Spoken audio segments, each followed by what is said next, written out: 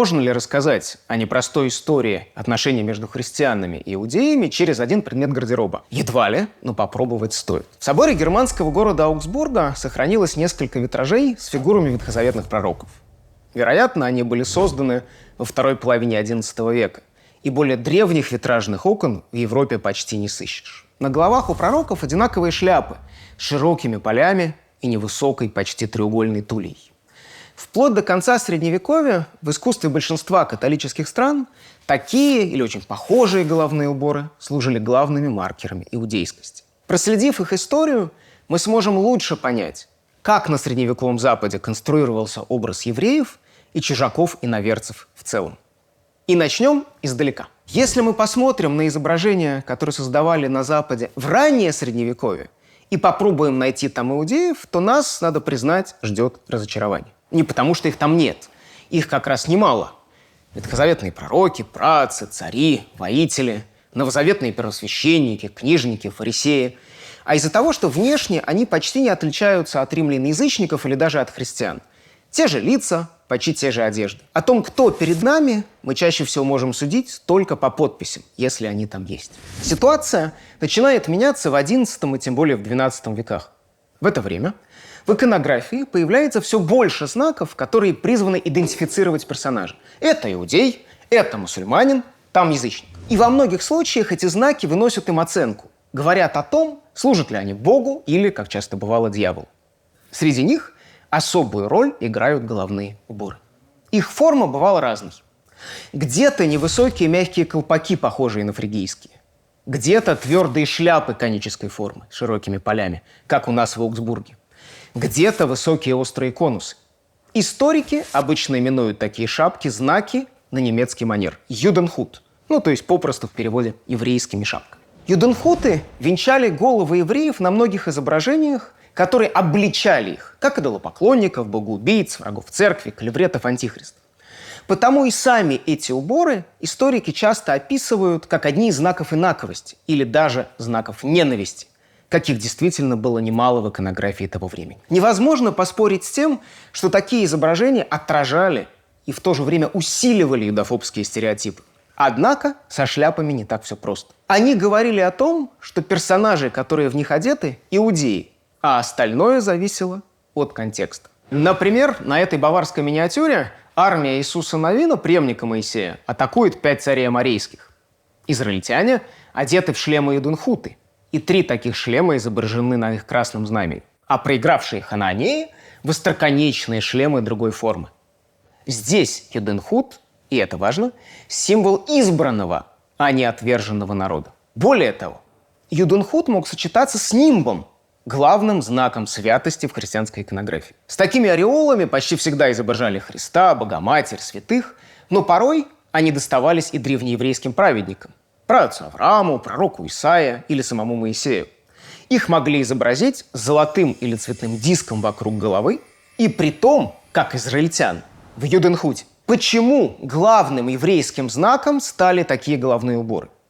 Тут у историков есть 2 версии. Первую можно назвать реалистической, вторую – символической.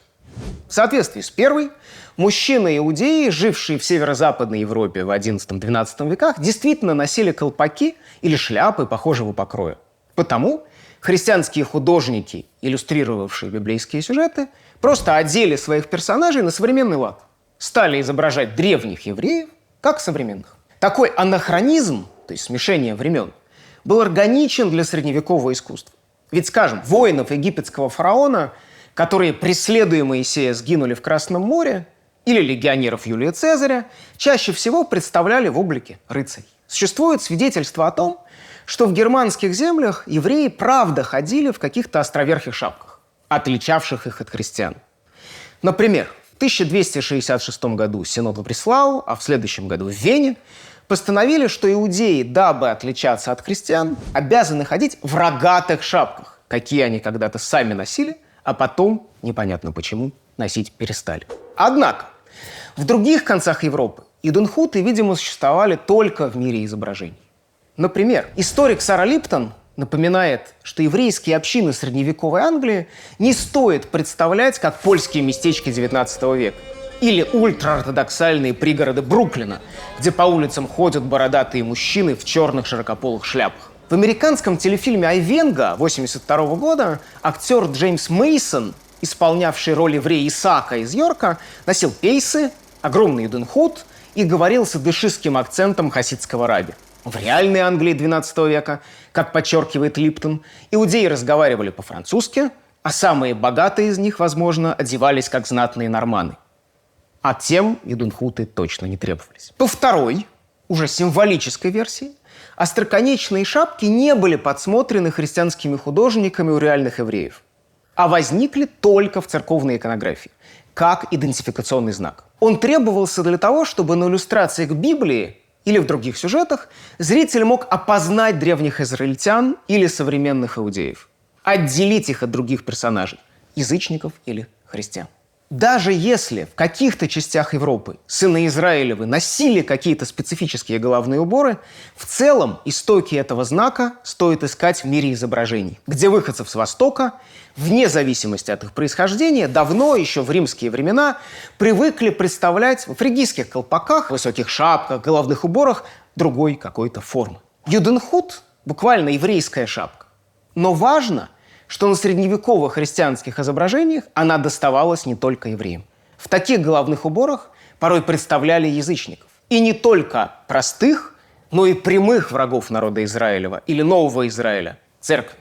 Приведу пример. На миниатюре в одной немецкой рукописи еврейский силач Самсон побивает ослиной челюстью филистимлян. Как ни странно, у одного из них на плече закреплен желтый щиток с изображением Юденхута, который мы скорее ожидали бы увидеть у самого Самсона. Шапка тут – знак враждебной инаковости. Самсон – герой, который соотносится с Христом, а его противники – с иудейской стражей, арестовавшей Христа в Гефсиманском саду. Все в духе средневековых интерпретаций Библии.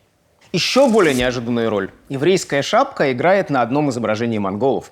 В Национальном музее в Варшаве хранятся створки алтарного образа, посвященного святой Едвиге, благочестивой графине Силезии, жившей в XIII веке. Само изображение было создано 2 века спустя и помимо подвигов святой рассказывает о монгольском нашествии. В 1241 году татары, как их тогда называли, вторглись на католический Запад.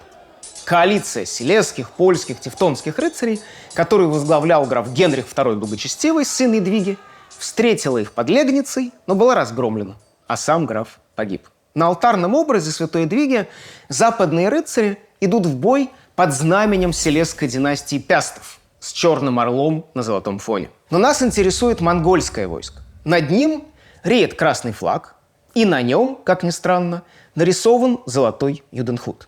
Такие флаги регулярно появлялись на изображениях страстей Христовых, но только там их несли еврейские стражники, которые конвоировали Христа на Голгофу или присутствовали при его распятии. Здесь же такая шапка была превращена в атрибут язычников-монголов. Присмотримся к ней внимательно. Она похожа одновременно на юденхут и на островерхие шлемы с широкими полями, в какие вот тут, перед нами, одеты монгольские воины. Такие шлемы, которые называли капеллины или шапели, действительно применялись в Европе в XV веке. Но, само собой, не степняками-завоевателями, а самими западными армиями. Поместив на флаг монголов такой головной убор, мастер, работавший над этим алтарным образом, совместил форму шлема, форму юденхута и, вероятнее всего, хотел сказать зрителю, что перед ним не христиане, иноверцы. Итак, юденхут – это не только еврейский знак, но и в целом знак инаковости. Чаще всего враждебный. В средневековом искусстве он порой мигрировал и к другим иноверцам. С чем можно сравнить такой перенос? Скажем, во время гражданской войны в России красноармейцы получили буденовки – остроконечные суконные шлемы с козырьком. Наверняка вы помните их по старым фотографиям, фильмам или плакатам. А теперь представьте, что на белогвардейской карикатуре в них стали бы изображать не только вооруженных большевиков, но и всех, кого считали врагами православной монархической России. От тевтонских рыцарей до франкомасонов. Нечто подобное произошло только в Средневековье и с юденхутом. Так что у шапки, в которой в XI столетии изобразили пророков на аугсбургских витражах, история была чрезвычайно бурной. С вами Михаил Майзульс, программа «Бог в деталях». Наше следующее расследование выйдет через неделю.